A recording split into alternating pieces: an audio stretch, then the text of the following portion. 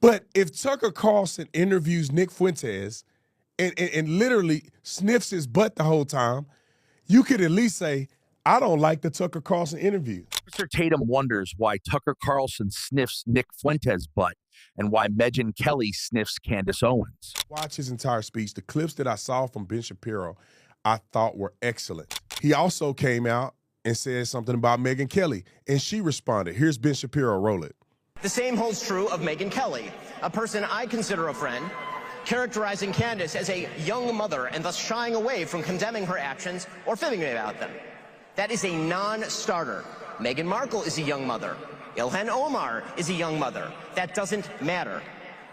And when Megyn said this week, quote, my goal and my job here is to try to understand, yes, where Candace is coming from on this, and says she sees no purpose in inserting herself, quote, into this on one side, that is a moral and logical absurdity. There is only one moral side here, Erica Kirk's side.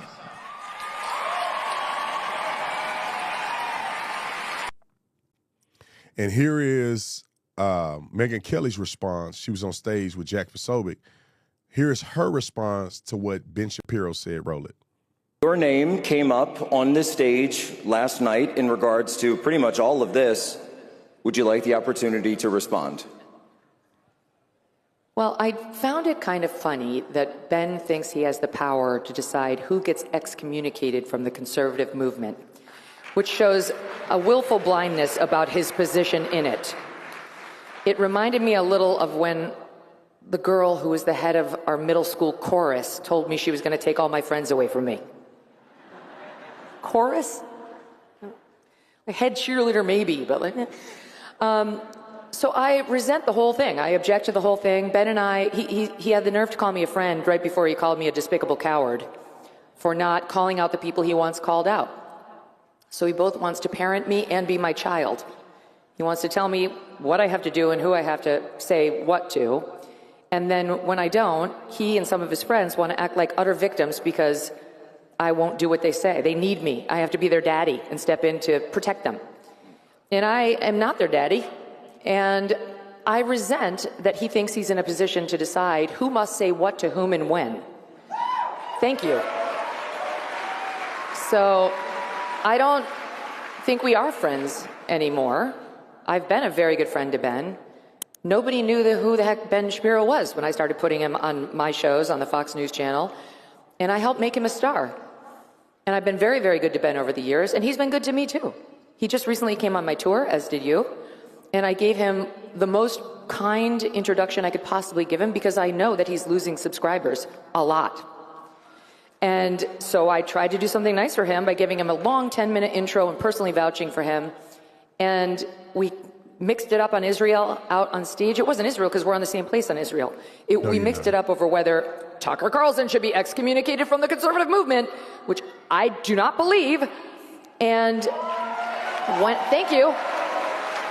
And when it was over, we hugged, said goodbye, and then we had a nice text exchange a couple days later saying our friendship was important to us. And the next thing I saw was him attacking me on stage last night as a coward. So that's not friendship, and I think that's fine with me. Now I gotta say something here. Magyn Kelly, I follow Magyn Kelly. I liked Magyn Kelly, but he told you the same thing to your face on stage.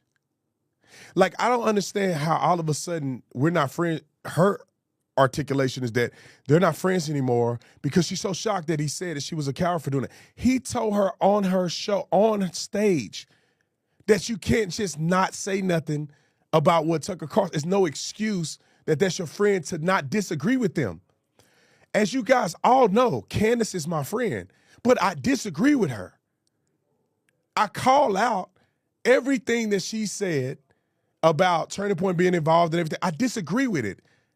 I think to me, it is nonsensical to think that Turning Point, with no evidence, has something to do with Charlie's death or covering up his death. I see those guys. I meet those guys. I've been knowing them for years. I think it's nonsensical. The hatred towards Israel and the things that Candace has said about Israel, I disagree with. but she's still my friend. And the same thing with Magyn Kelly. The problem that Ben has with Magyn Kelly, that I also disagree with Magyn Kelly, is that you don't have to say, I don't like Tucker Carlson. You don't have to say that. I don't say that about Candace. But if Tucker Carlson interviews Nick Fuentes and literally sniffs his butt the whole time, you could at least say, I don't like the Tucker Carlson interview with Nick Fuentes. I love Tucker, but I don't like the interview. I don't think it's right. Just like when Candace says things that I disagree with, I don't have to go out of my way to say, Candace Owens said this, Candace Owens said that. I don't need to go out of my way to say that. But I do I have an obligation as a functioning adult with a platform that if she says something I disagree with, and that's not my opinion, then I need to express what my opinions are and what are the things that I disagree with.